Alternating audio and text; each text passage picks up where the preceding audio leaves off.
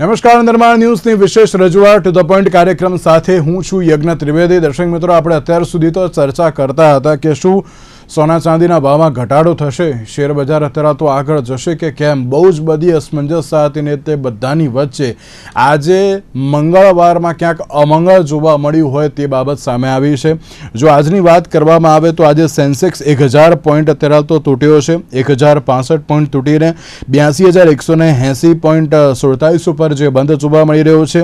Nifty 353 point ઘટીને 25,232.50 ઉપર જે બંધ જોવા મળી રહી છે. અને સાથે સાથે બીએસસીના ટોપ 30 જેટલા જે શેરો છે તેમાંથી એમ કહેવાય ને કે માત્ર એક કે બે શેરને બાદ કરતા બધા જ શેરમાં કડાકો હોય તે પ્રમાણેની પરિસ્થિતિ પણ અત્યારે તો જોવા મળી રહી છે. એટલે કે ક્યાંક શેર માર્કેટ તો અત્યારે ડામાડોળ જોવા મળી રહ્યું છે, પણ તેની સાથે સાથે જે all time high gold and silver એટલે કે સોનું ચાંદી અત્યારે તો જે રેકોર્ડ તમામ તોડી રહ્યા હોય તે પરિસ્થિતિ છે. અને ચાંદી પ્રતિ કિલો 3 લાખને પાર અત્યારે તો જે પહોંચી ગઈ છે. જ્યારે આજની વાત કરવામાં આવે તો આજે સોનાનો ભાવ 1,46,000 અત્યારે તો જે જોવા મળી રહ્યો છે. ત્યારે ક્યાંક અસ્થિરતા અત્યારે જોવા મળી રહી છે. ઔદ્યોગિક માંગને કારણે પણ શું આ પ્રકારની પરિસ્થિતિ છે? સવાલ ઘણા બધા છે, ત્યારે આ તમામ સવાલને લઈને ચર્ચા વિચારણા પણ કરવાની છે. ચર્ચા વિચારણા કરવા માટે અમારી સાથે જોડી ગયા છે બ્રિજેશભાઈ પરીખ કે જેઓ માર્કેટ એક્સપર્ટ છે, સાથે સાથે ફાઇનાન્શિયલ એડવાઇઝર પણ છે. અને સાથે જ મિહિરભાઈ પંડ્યા આપણી સાથે જોડી ગયા છે કે જેઓ ઝારા જ્વેલર્સના ઓનર છે. આ બંને સૌથી પહેલાં તો સ્વાગત છે. શરૂઆત બ્રિજેશભાઈ આપનાથી કરીશ. બ્રિજેશભાઈ, એક બાજુ ક્યાંક સિચ્યુએશન અત્યારે તો અલગ જોવા મળી રહી છે. 1000 પોઈન્ટ અત્યારે તો જે શેર માર્કેટ ડાઉન ગયું છે. નિફ્ટી પણ અત્યારે તો ઘટી રહી છે. કઈ રીતે જોઈ રહ્યા છો શેર માર્કેટમાં જે પ્રમાણે અત્યારે તો કડાકો જોવા મળી રહ્યો છે તેને? શેર માર્કેટને યજ્ઞભાઈ અનિશ્ચિતતા નથી ગમતી, અનસર્ટેનિટી શેર બજાર નથી પસંદ કરતું. અને જે પ્રમાણે ટ્રમ્પના જે આપણે ટેન્ટ્રમ જોઈએ છીએ એમાં ખાસ કરીને તાજેતરમાં એણે જે ગ્રીનલેન્ડ માટેની બીડ કરી છે અને એના કારણે નાટોમાં જે ક્રાઇસિસ ઊભી થઈ છે એ ક્રાઇસિસને લઈ અને આજે આપણે માર્કેટમાં કડાકો જોવા મળ્યો છે. કારણ કે માર્કેટને અનિશ્ચિતતા નથી ગમતી. સામાન્ય રીતે માર્કેટ આવી કોઈ પણ સિચ્યુએશન હોય એ સિચ્યુએશન કેવી રીતે ઇમર્જ થાય છે, આગળ જતા ડેવલપમેન્ટ કેવી રીતે થાય છે એની પર ફોકસ રાખીને બેસતું હોય છે. એટલે એક સેન્ટિમેન્ટલ આ જે પ્રકારની અનિશ્ચિતતા છે એનો એક સેન્ટિમેન્ટલ જે સુધારો છે આજે આપણે માર્કેટમાં જોયો છે. અને એકવાર જ્યારે આ પરિસ્થિતિ આગળ કેવી રીતે ઇવોલ્વ થાય છે, જે લેવલે માર્કેટ એન્ટિસિપેટ કરે છે એ લેવલે જો ઇવોલ્વ થશે તો આ માર્કેટ પાછું થોડું સ્ટેબિલાઇઝ થઈ શકે છે. અને જો પરિસ્થિતિ આની કરતા નકારાત્મક આકાર પામે, માર્કેટ જે એન્ટિસિપેટ કરે છે એની કરતા નકારાત્મક આગળ પામે તો માર્કેટ પ્રમાણમાં નેગેટિવિટી સ્પ્રેડ થાય અને જે સેન્ટિમેન્ટ નેગેટિવ છે એ આગળ વધે અને માર્કેટ હજુ થોડું કરેક્ટ થઈ શકે. પણ મેં કીધું એમ માર્કેટને અનિશ્ચિતતા નથી ગમતી અને આપણે છેલ્લા કેટલાય સમયથી ટ્રમ્પને આભારી ઇકોનોમિક અનિશ્ચિતતાઓ જે આપણે જોઈ રહ્યા છીએ એની અસર આપણે માર્કેટ પર જોઈ રહ્યા છીએ. એક બાજુ જે રીતે ક્યાંક અત્યારે તો હજુ પણ ઉતાર ચઢાવ જોવા મળે તે પરિસ્થિતિ તો અત્યારે કહી શકાય છે. મિહિરભાઈ, હવે પેલું એમ લાગે છે ને કે સામાન્ય ગ્રાહક માટે હવે જે સોનું અને ચાંદી એક ઇન્વેસ્ટમેન્ટ બરાબર અત્યારે તો થઈ ગયું હોય તે પ્રમાણેની પરિસ્થિતિ પહેલાં પણ હતી ને અત્યારે પણ ક્યાંક થઈ ગઈ છે. પણ જે પ્રમાણે તમામ રેકોર્ડ અત્યારે તો તોડી નાખ્યા છે, કઈ રીતે જોઈ રહ્યા છો આપ પણ તેને? કારણ કે આટલા બધા ભાવ અનએક્સપેક્ટેડ અને અનબિલિવેબલ અત્યારે તો જોવા મળી રહ્યું છે. મિહિરભાઈ, શું કહેશો? સર્વ દર્શક મિત્રોને નમસ્કાર. સૌથી પહેલા તો ગોલ્ડનો ભાવ અત્યારે 1,53,050 રૂપિયા છે. ઇટ્સ ઓલ ટાઈમ હાઈ, ખૂબ જ ઊંચો ભાવ છે. સિલ્વરનો ભાવ એ અત્યારે 3,21,300 રૂપિયા, એટલે ઓલ ટાઈમ હાઈ કહેવાય. કસ્ટમરની અને ગ્રાહકની વાત કરીએ તો હું એવું માનું છું કે આપણા ભારત વર્ષમાં લોકો સોનાને, ચાંદીને કે ડાયમંડને એક ઇન્વેસ્ટમેન્ટના રૂપમાં જોતા હોય છે અને એ જ પ્રમાણે દરેક જણ ખરીદતા હોય છે. આપણા વ્યવહારોમાં, આપણા તહેવારોમાં, આપણા સંબંધોમાં, આપણી લાગણીઓમાં દરેક જગ્યાએ જ્વેલરી, ગોલ્ડ, સિલ્વર, ડાયમંડ એ રહેલી છે. એટલે કદાચ ઓછું પણ દરેક જણ ખરીદે છે. 100% ઇન્વેસ્ટમેન્ટ પાર્ટ પરથી જોવા જઈએ તો એ એક અલગ વિષય છે કે કોઈને એમાં ઇન્વેસ્ટમેન્ટ કરીને કમાવવું છે તો એ આખો એક અલગ પાર્ટ છે, એ એક બિઝનેસના પાર્ટમાં આવે. પણ જ્યારે જરૂરિયાતની વાત કરીએ તો સૌથી વધારે વિશ્વાસ જો આપણે કોઈ મૂકી શકીએ તો that is jewellery, gold, silver કે ડાયમંડ, કે જેમાં સૌથી વધારે લોકો ઇન્વેસ્ટમેન્ટ કરતા હોય છે. અને વર્ષોથી આપણા પૂર્વજોના સમયથી એક વ્યવહાર છે કે દીકરી પરણાવો, દીકરો પરણાવો. તમે ઘરમાં કોઈ લગ્ન પ્રસંગ આવે, કોઈ બર્થડે, એનિવર્સરી, પુષ્ય નક્ષત્ર, દિવાળી, તો દરેક જણ જ્વેલરી ખરીદતા હોય છે. એની પાછળનું ઇન્વેસ્ટમેન્ટનું એક રીઝન છે કે એને ઇન્વેસ્ટમેન્ટના રૂપમાં દરેક જણ જુએ છે. આપણે ત્યાં ઇન્કમ ટેક્સના રિટર્નમાં પણ એક કોલમ આવે છે જ્વેલરીનું. એટલે બહુ જ બીજા દેશોમાં કદાચ નહીં હોય, અને હોય તો મને ખબર નથી, પણ આપણે ત્યાં એક કોલમ છે કે એમાં જ્વેલરીનું એક અલગથી કોલમ આવે છે, કારણ કે આપણે એને ઇન્વેસ્ટમેન્ટના પાર્ટ રૂપે જોઈએ છીએ. એટલે થોડા સમય પહેલા સરકારે 9 કેરેટને પણ મંજૂરી આપી. એટલે કેવું થાય કે કોઈનું બજેટ 1 લાખ રૂપિયા હોય લેવાનું કોઈ વસ્તુ, તો પહેલા 1 લાખ રૂપિયાની વસ્તુ મેં 22 કેરેટ લેતા હતા, પછી ભાવ વધ્યો એટલે 18 કેરેટે આવ્યા, પછી કદાચ 15 કેરેટે આવ્યા, અત્યારે એટલે 12-14 કેરેટે આવે, અને પછી અત્યારે 9 કેરેટે આવે. એટલે જે વસ્તુ 1 લાખ રૂપિયાનું ગોલ્ડ થતું હતું એમાં જેટલા ગ્રામ આવે એ તમે 9 કેરેટમાં જાઓ એ લગભગ ક્વાર્ટર રેટ થઈ જાય તમારો, એટલે 33% ભાવ થઈ જાય.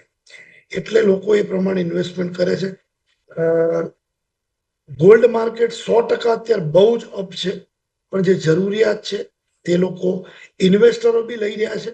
અને બીજી એક વાત એવી પણ છે કે જે બાજુનો પવન હોય, જે બાજુની દિશા હોય, જે બાજુની વિચારસરણી હોય, એ બાજુ લોકો ઇન્વેસ્ટમેન્ટ કરતા હોય છે.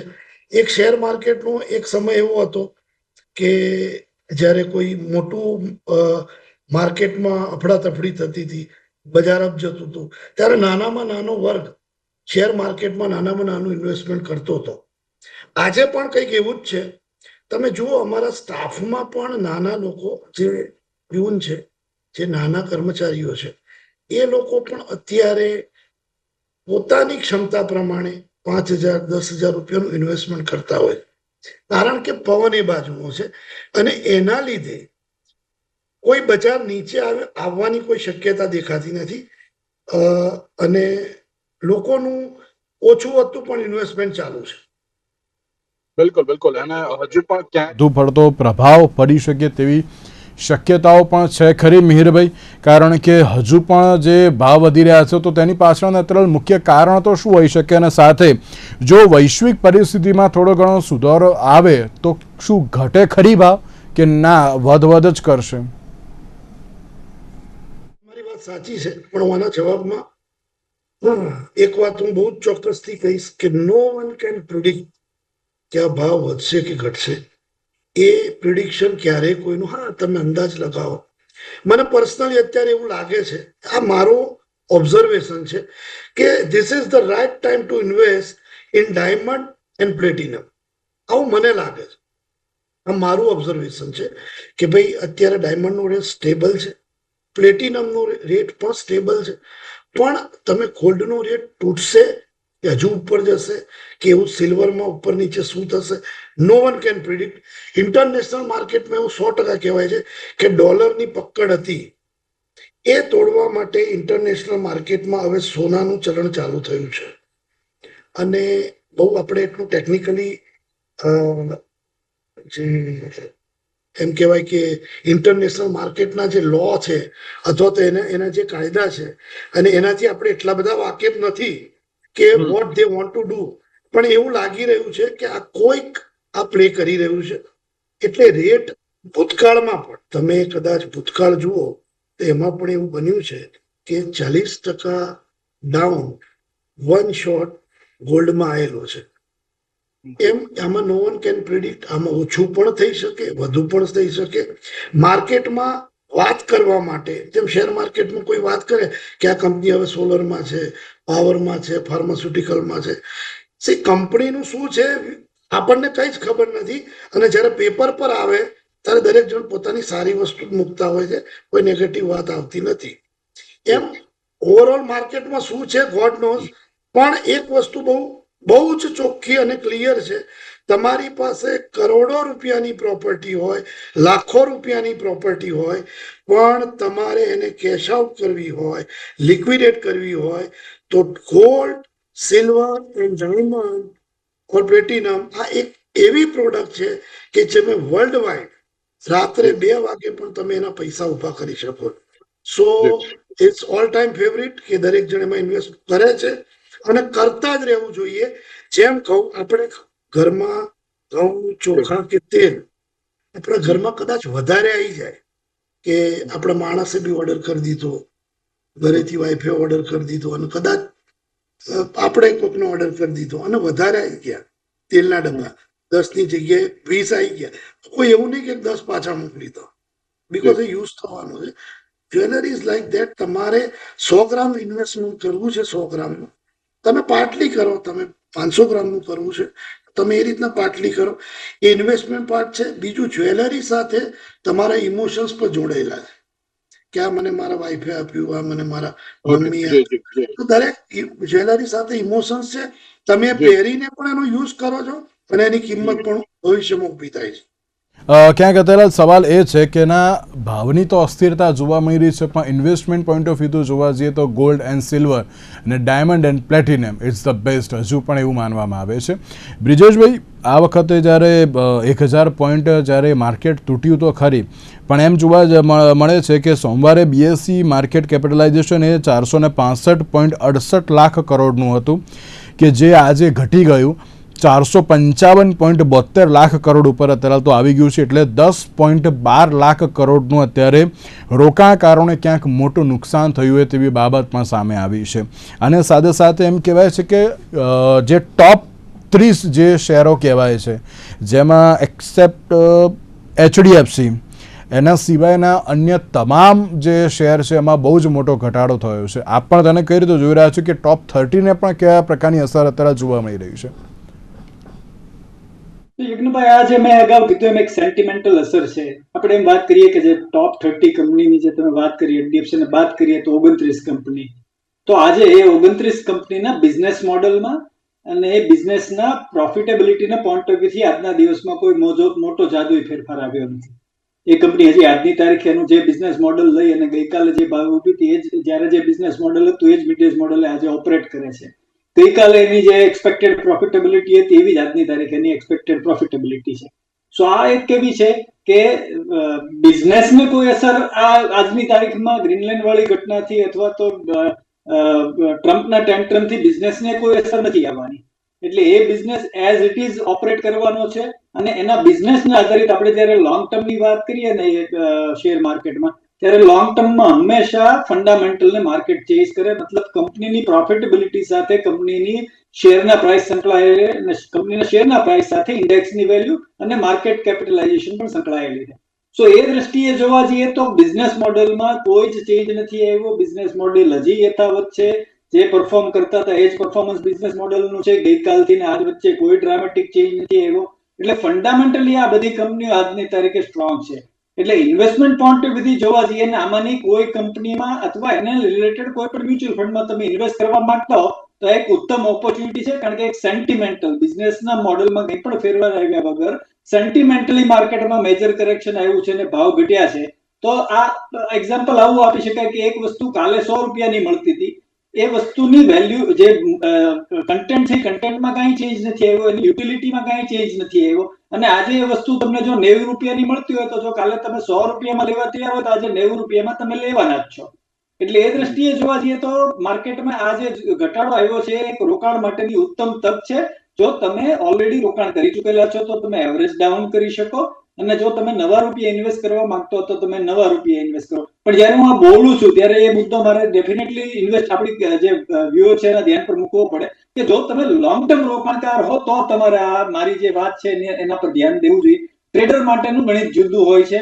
એ માર્કેટની ઉથાપટક અને ટેકનિકલ એનાલિસિસ પર ચાલતું હોય છે.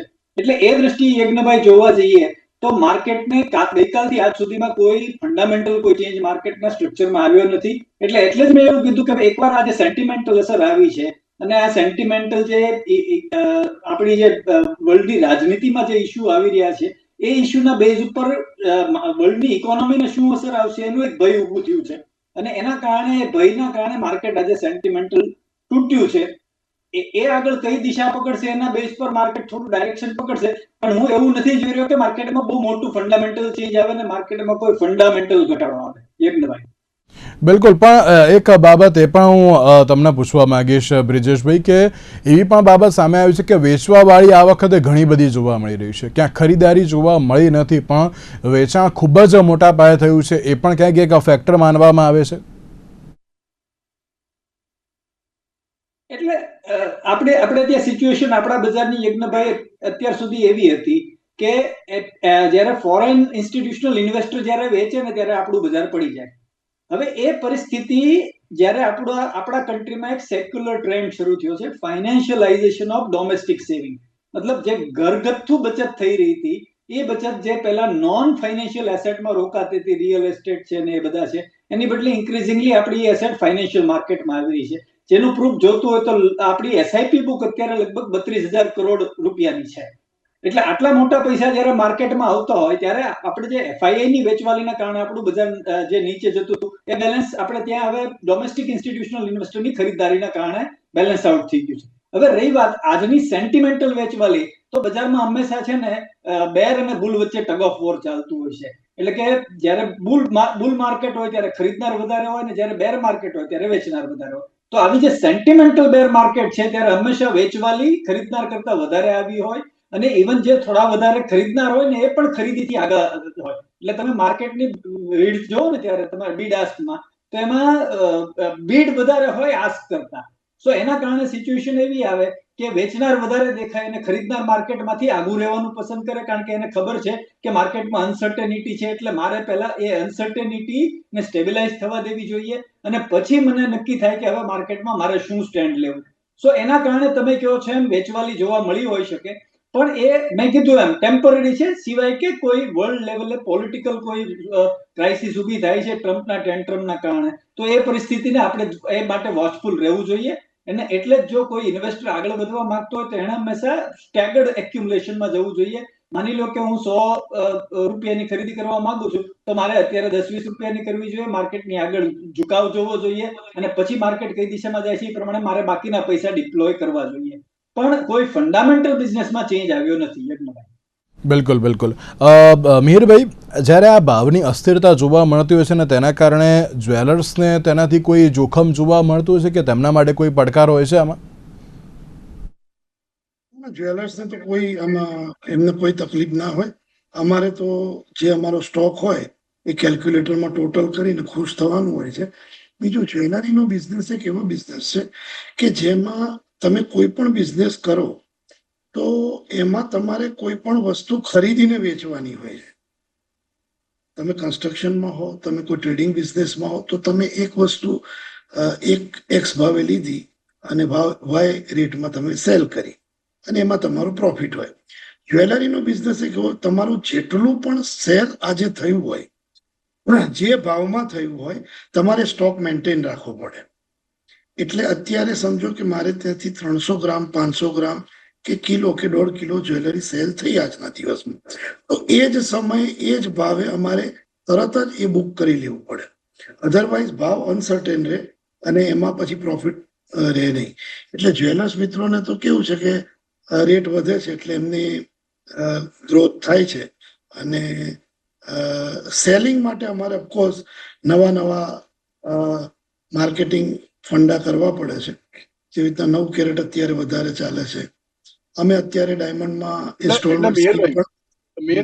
એક બાજુ ભાવની અસ્થિરતા જોવા મળી રહી છે, બીજી બાજુ અત્યારે લગ્નસરાની સિઝન પણ છે, તો લાગે છે કે ક્યાંક થોડી ઘણી ખરીદારીમાં પણ ઘટાડો જોવા મળી રહ્યો છે તેમ? ચોક્કસ ખરીદારીમાં ફરક પડે જ, પણ મેં આપને જણાવ્યું તે પ્રમાણે જે વસ્તુની જરૂર છે, જે આપણા પ્રસંગો, જો આપણે ભારત દેશમાં એક વસ્તુ મારે ખાસ કહેવી છે કે આપણે કોઈને તકલીફ પડે ને ત્યારે પણ જીવનમાં તો સૌથી પહેલા એ માણસ, એની સૌથી મોટી ઇજ્જત જે કહેવાય કે એની જુબાન, તો એ ફોન કરીને કહેશે કે યજ્ઞભાઈ થોડીક જરૂર છે યાર, એક 10 લાખ રૂપિયા 50 લાખ રૂપિયા આપશો મહિના માટે. માણસ સૌથી પહેલા પોતાની ક્રેડિટ લૂઝ કરી નાખે છે. એ પછી એ પ્રોપર્ટી લોન, પ્રોપર્ટી સેલ, સૌથી છેલ્લી વસ્તુ એ જ્વેલરી આવે. તમે માર્ક કરજો કે જ્વેલરી માણસ જ્યારે એકદમ લાસ્ટ સ્ટેજ આવે ને તો જ જ્વેલરી એ કાઢે, ત્યાં સુધી કાઢતા નથી. આ ફક્ત ને ફક્ત ભારત દેશમાં જ આ વસ્તુ છે, બીજી જગ્યાએ એવું નથી. તમે અમેરિકામાં ક્યાંક કોકની સાથે બેઠા હો અને તમે ઓળખતા હો, બ્રિજેશભાઈનું ઓળખતો હો કે યજ્ઞભાઈનું ઓળખતો હો, અને હું પર્સ કે ક્રેડિટ કાર્ડ ભૂલીને આવ્યો તો હું $500 કે $1000 માગતા હું વિચાર કરું. એ ત્યાંની પ્રકૃતિ છે, એ ત્યાંના લોકોની મેન્ટાલિટી છે. બિકોઝ એ મારી ઇમેજ છે કે હું કેવી રીતના યજ્ઞભાઈને કે બ્રિજેશભાઈને કહું કે મને $500 કે $1000 આપો. આ મેન્ટાલિટી આપણે ત્યાં નથી. આપણે તો કે હમણાં કલાકમાં મોકલાઈ દઉં છું, એ માગી લે અને આપી પણ દે. પણ જ્વેલરી ત્યાંનો વ્યક્તિ એક જ મિનિટમાં એને ચેન પહેરેલી હોય એ કાઢીને મૂકી દે કે either cell it or I will take back, હું પેમેન્ટ આપીને પાછું લઈ જઈશ. એટલે જ્વેલરી સાથેનું જે ઘરોબો, દરેક જ્વેલરી સાથેના એના ઇમોશન્સ જોડેલા. એટલે વ્યક્તિ, બીજું તમારે કોઈ પણ, જેમ બ્રિજેશભાઈએ વાત કરી, બહુ સાચી વાત કરી કે તમારે કોઈ પણ ઇન્વેસ્ટમેન્ટ કરવા માટે બહુ જ એનો અભ્યાસ કરવો પડે છે. તમારે શેર માર્કેટમાં ઇન્વેસ્ટમેન્ટ કરવું હોય તો તમારે એક પાર્ટલી ઇન્વેસ્ટમેન્ટ કરવું પડે.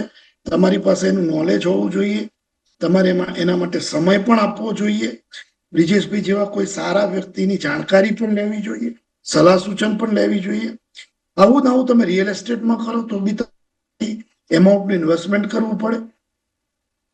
લેન્ડમાં કરો તો પણ સેમ પ્રોસિજર હોય. જ્યારે જ્વેલરી, ગોલ્ડ, સિલ્વર, ડાયમંડ, તમારી પાસે જેટલા પૈસા છે એ વસ્તુ તમે લઈ લો, તમે પહેરો, તમારું ફેમિલી, તમારા પત્ની, બાળકો, જે બી મધર ફાધર, તમે જેને પણ આપો છો, ઘરમાં લાવો છો, દે આર હેપી. તમે એક વસ્તુ ખરીદો પણ છો. અને તમે કહો, તમે આપણે ફેમિલી સાથે એક સરસ વાત કરું, ક્યાંક ફેમિલી સાથે આપણે ગયા અને એ લોકો ક્યાંક કોઈ મોલમાં કોઈ કપડાની શોપમાં ગયા હોય તો આપણે કોઈ બી જેન્ટ્સ હોય તો એની નજર હોય કે વધારે પડતું ખરીદી ના કરે. પણ કોઈ જ્વેલર શોપમાં હોય ને તે શાંતિથી મોબાઈલ રમતા હોય. બિલકુલ. કોઈ બી જેન્ટ્સ, કારણ એમને ખબર છે કે આ ઇન્વેસ્ટમેન્ટ યોગ્ય થઈ રહ્યું છે. હાજી, એટલે અત્યારે એમ જ કહેવાય છે કે ના, હજુ પણ ક્યાંક અસ્થિરતા જોવા મળે તેવી તો શક્યતાઓ છે, પણ હવે શું થશે હજુ કોઈને પેલું કહે ને કે કોઈ પ્રિડિક્ટ કરી શકે અત્યારે તો તેમ છે નહીં. બ્રિજેશભાઈ, હજુ પણ એમ કહેવાય છે કે ઇન્ટરનેશનલ માર્કેટમાં જે પ્રમાણે વોર સિચ્યુએશન જોવા મળી રહી છે, ડોનાલ્ડ ટ્રમ્પે જે અત્યારે તો ગ્રીનલેન્ડ ઉપર અત્યારે તો કબજાની પણ બાબત જોવા મળી રહી છે, એટલે કે ઘણી બધી ઇન્ટરનેશનલ અત્યારે જીઓ પોલિટિકલ સિચ્યુએશન હજુ પણ અલગ જોવા મળી રહી છે, તો લાગે છે કે ના હજુ પણ ક્યાંક શેર માર્કેટ ડામાડોળ જોવા મળશે તેમ, કે પછી માત્ર હજુ 1 કે 2 દિવસનું જ અત્યારે તો જોવા મળી રહ્યું છે, પછી પાછું પીક પર આવી જશે તેમ? યજ્ઞભાઈ, આ જે જીઓપોલિટિકલ સિચ્યુએશન જ્યારે ઇમર્જ થતી હોય છે ને ત્યારે એ ક્યારે એ પરિસ્થિતિ કઈ દિશામાં આકાર પામે એ પ્રિડિક્ટ કરવું ઘણું અઘરું હોય છે. પણ એક વસ્તુ છે નક્કી કે કોઈને આજની તારીખમાં વોર પોસાય એમ નથી, યુદ્ધ કોઈને પોસાય એમ નથી. એટલે એ સંજોગોમાં ક્યાંક ને ક્યાંક ચેક બેલેન્સીસ એપ્લાય થાય અને આ જે અત્યારની સિચ્યુએશન છે એને કંટ્રોલમાં લેવામાં આવે. અને જેવી એ ડાયરેક્શન દેખાય માર્કેટને કે આ કંટ્રોલમાં આવી રહ્યું છે, એટલે માર્કેટ વળી પાછું આ જે સેન્ટિમેન્ટલ અસર નીચે છે એમાંથી સ્ટેબિલાઇઝ થશે. આવું જ આપણે ભૂતકાળમાં, તાજેતરના જ ભૂતકાળમાં આપણે જોયું હતું કે જ્યારે આપણા કન્ટ્રી ઉપર 60% ટેરિફ ટ્રમ્પે નાખ્યો હતો ત્યારે માર્કેટે કરેક્શન લીધું હતું અને આપણે થોડા દિવસ પછી એ કરેક્શનમાં સુધારો આવી ગયો હતો અને ઇવન માર્કેટ આ અત્યારે જે ડાઉન ગયું છે એની પહેલા એને પોતાનું ઓલ ટાઈમ હાઈની પીક પકડી લીધી હતી. તો એવી જ રીતે આ સિચ્યુએશન પણ પસાર થઈ જશે. અને આમ માર્કેટની હિસ્ટ્રીમાં જોવા જાવ ને તો માર્કેટે આનાથી વધારે ખરાબ જોયેલું છે. આપણે કોવિડનું જ એક એક્ઝામ્પલ લઈએ 2020નું, તો માર્કેટ કેટલું બધું કરેક્ટ થયું હતું, પણ એની પછીના 1 વર્ષ પછી માર્કેટે પોતાનું જે કઈ કરેક્શન હતું એ કવર કરી લીધું હતું ને પછીના વર્ષોમાં આપણે તેજી જોઈ હતી. એટલે ફંડામેન્ટલ માર્કેટ લાંબા ગાળે હંમેશા બિઝનેસ ફંડામેન્ટલ કેવું પરફોર્મ કરે છે એના પર જ ચાલે. એટલે જે કંપનીના શેર આપણે ખરીદીએ છીએ કંપનીનું બિઝનેસ પરફોર્મન્સ શું છે, એની પ્રોફિટેબિલિટી કેવી છે એની પર જ ચાલે. અને મેં પહેલા કીધું એમ કે ગઈકાલથી આજમાં કોઈ બિઝનેસની પ્રોફિટેબિલિટી અથવા તો ફંડામેન્ટલ્સ પર કોઈ અસર આવી નથી. ઇવન અમેરિકા ગ્રીનલેન્ડને ખરીદી લે અથવા તો અમેરિકા અને નાટો વચ્ચે વોર આવે તો પણ આપણે ઇન્ડિયાની એક ખૂબી એ છે કે આપણી ઇકોનોમી ઇનવર્ડ લુકિંગ છે. મતલબ કે આપણી પોતાની ડોમેસ્ટિક સ્ટ્રેન્થ જ એટલી બધી છે, આપણું પોતાનું ડોમેસ્ટિક કન્ઝમ્પશન જ એટલું બધું છે કે આપણે એટલું બધું બહારથી એટલા બધા નથી. પણ ઓફકોર્સ એનો મતલબ એવો નથી કે આપણે બહારની દુનિયા સાથે કનેક્ટેડ નથી, પણ રિલેટિવલી ઓછા કનેક્ટેડ છીએ. એટલે એ સિચ્યુએશનના કારણે આપણા બિઝનેસના ફંડામેન્ટલ સ્ટ્રોંગ હોય, એને કારણે માર્કેટમાં કોઈ મેજર એવું કરેક્શન આવવાની સંભાવના હું નથી જોઈ રહ્યો. અને એ કરેક્શન આવે ને તો એ રોકાણકારો માટેનો બહુ સારો સમય મારા ઓપિનિયનમાં તો થાય. યજ્ઞભાઈ.